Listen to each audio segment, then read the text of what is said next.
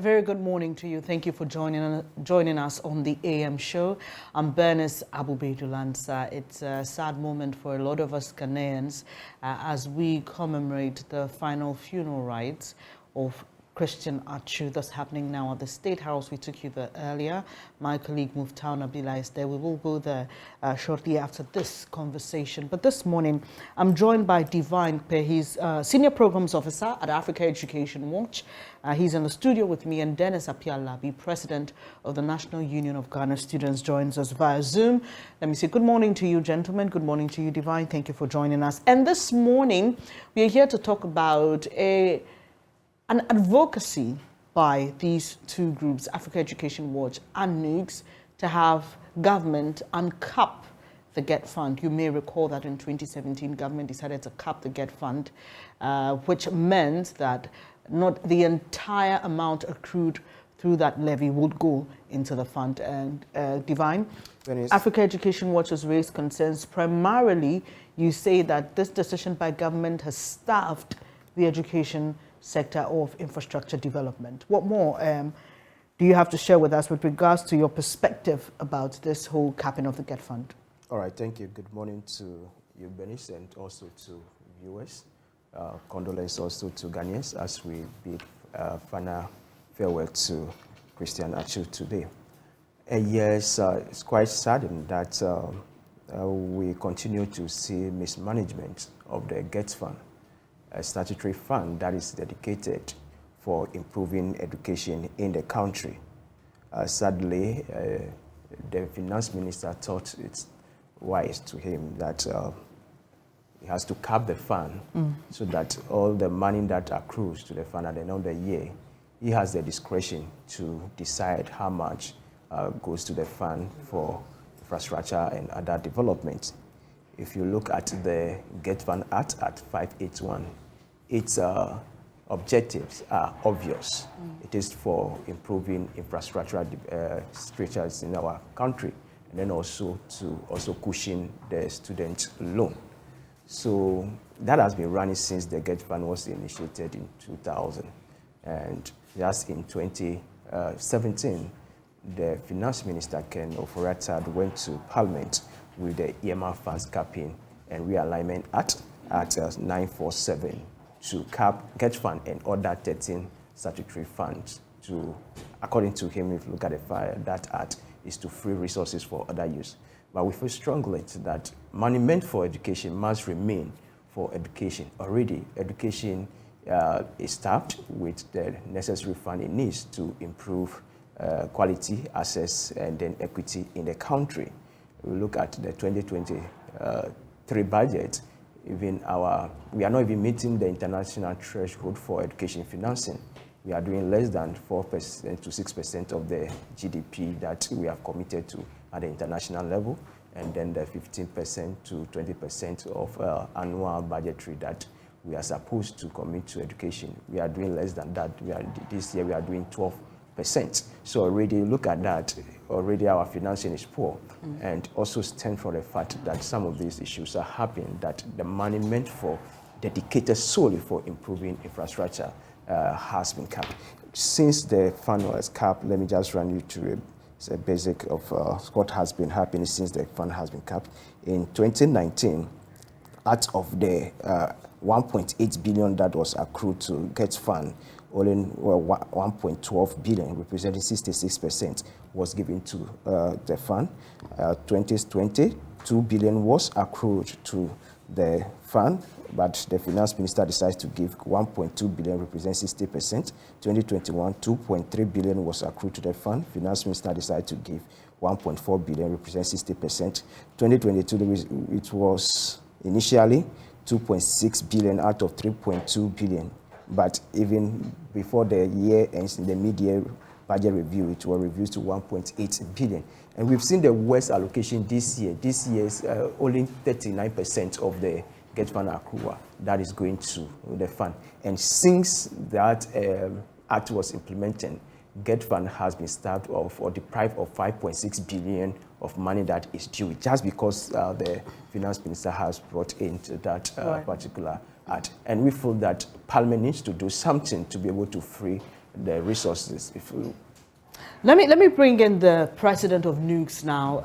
Dennis, you have also waded into this. You are demanding that government uncaps GETfund. At what percentage are you looking at? Are you looking for a total uncapping, or because like we've just been told about 60% of the monies accrued have been given to the fund? What exactly are your demands?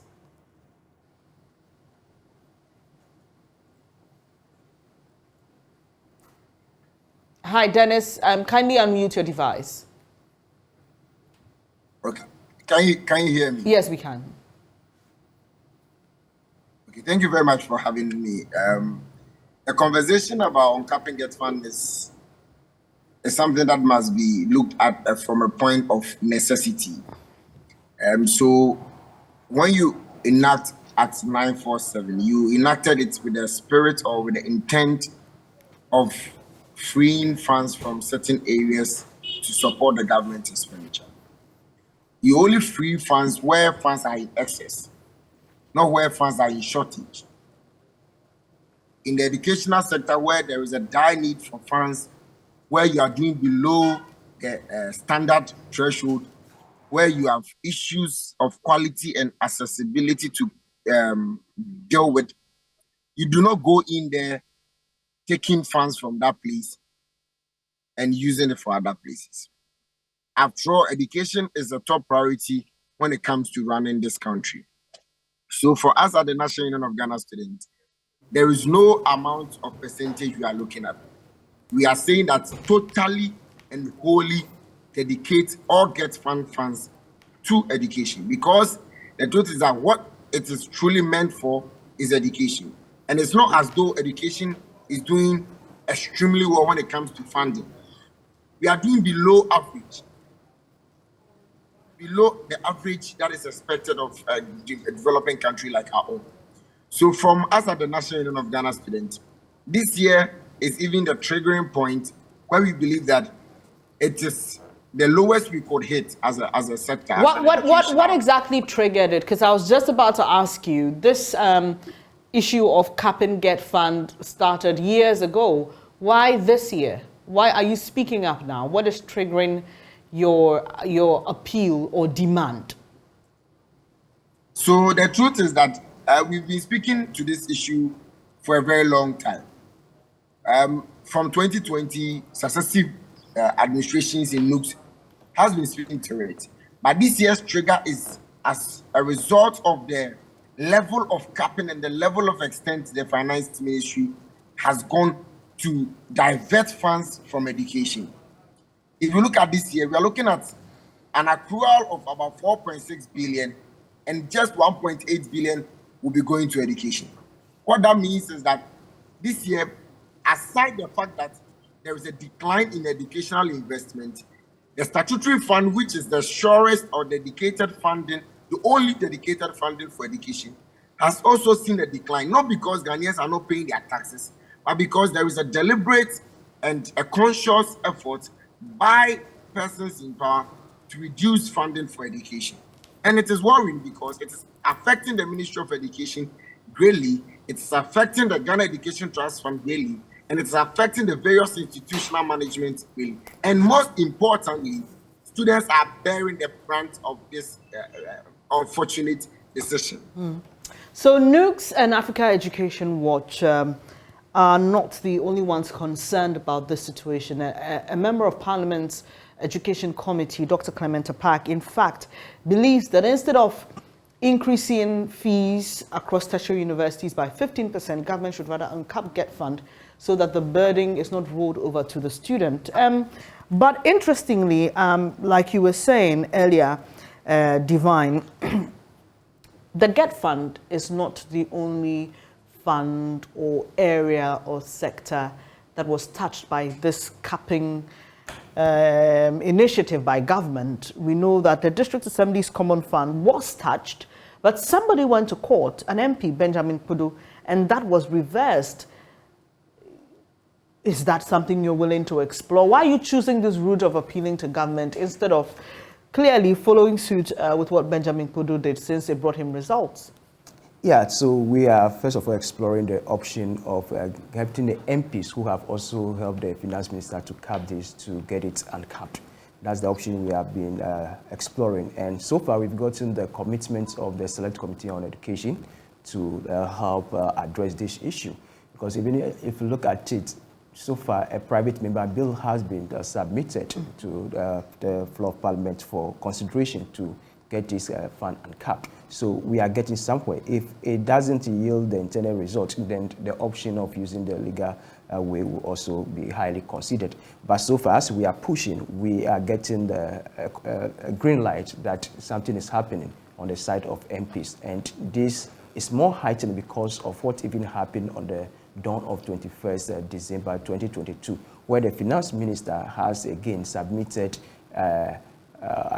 another act to amend the previous one, the 2017 act, to amend it to remove, to even reduce the 25% capping further to 17.5% capping, which means is that his discretion to allocate money to the GETfund, he decides how much, again, the lower rates by bringing it from 25% to 17.5%. It means that what you give to the GETfund is even going to be very low. That is why you see that this year we are very early in raising concern.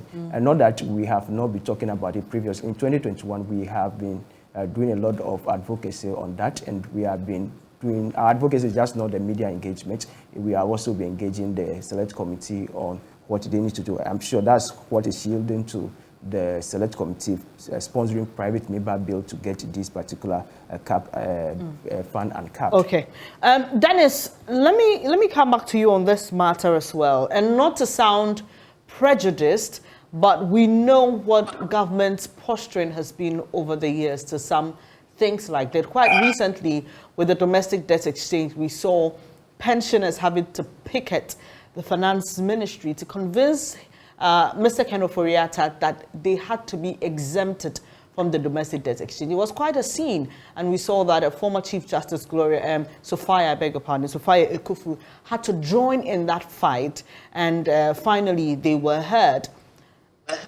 Do you strongly believe that this route you've taken will yield the results that you want, or are you also intensely exploring other angles of getting your concerns addressed? I think that. Hello, Dennis. Hello, can you hear me? Yes. Okay, so on the issue of not options available to us, like Divine mentioned, we've seen progress coming out of the current processes we began. And when you say progress, sorry to interject, when you say progress, is that the MPs, the MPs are buying into this idea and are sponsoring a private member's bill, but the decision is not left to the MPs, it's left to the finance minister. And I've created or given you a background or a history to his dealings, especially when it comes to the demands of select groups and concerned citizens. And I'm saying this without being prejudiced, but using that as a point of reference. Are you convinced that the route you've chosen will give you the results you want and as quickly as you want it?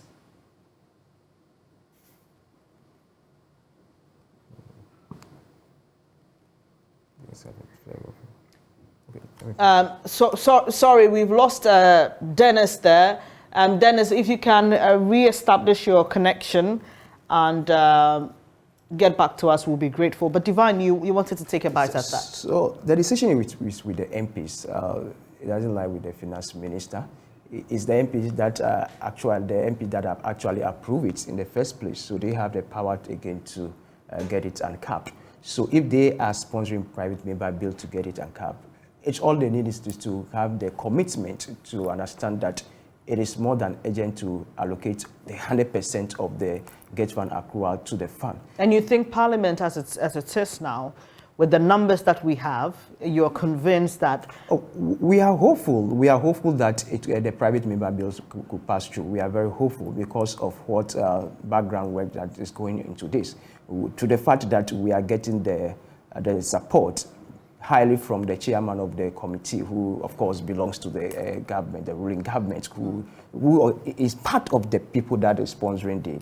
It's a good commitment that we are getting. The MPs themselves should note that the state of education in their constituency is not the best, and they need to get the GETfund to improve it. In fact, we are talking about 2.3 million Ghanaian children that are not having sitting and writing places in schools. And this is existing in their constituencies. And we are talking about over 4,000 primary schools that are not having junior high school, which means that at the end of the primary school, transition from primary to junior high school becomes a challenge, and accounting for about 20% of the school dropout. So these are some of the reasons why the MPs themselves will need to be able to support this bill to get it uncapped. They both should rally behind their colleagues that are sponsoring this private member bill. Dennis, Divine sounds very optimistic and hopeful. Do you share in those sentiments? Hello, Dennis? Oh, too bad, we lost Dennis again. So we'll be quickly wrapping up this conversation to take you back to the forecourt of the State House, where the funeral of Christian Atsu is underway. Divine Pears, Senior Programs Officer of Africa Education Watch, and Dennis Appiah-Labi is the NUGS President. And we've been talking about their demand for government to reverse the cap on GETfund. And so, Divine, your concluding thoughts here. So, definitely this will inure to the benefit of education, but what do you see? Do you see that once we uncap GETfund, we're going to see fast rates of development of infrastructure in Senior? Is this going to be the magic wand?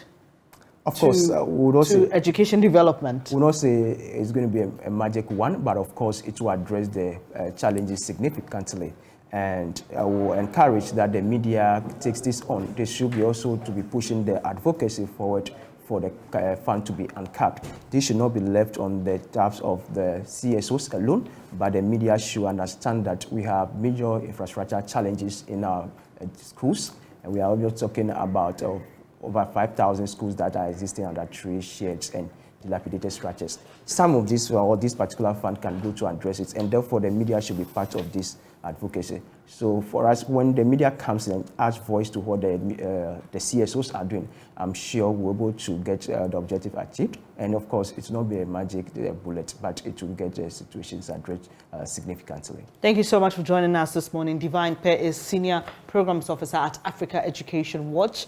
We also heard from Dennis Appiah-Labi. Unfortunately, the connection was not friendly, and so we couldn't hear his concluding thoughts, but he is president of the National Union of Ghana Students, and we are grateful that he could also make time to join us. We'll take a quick breather. When we come back, we take you back to the forecourt of the State House, where the funeral of footballer Christian Atsu is underway.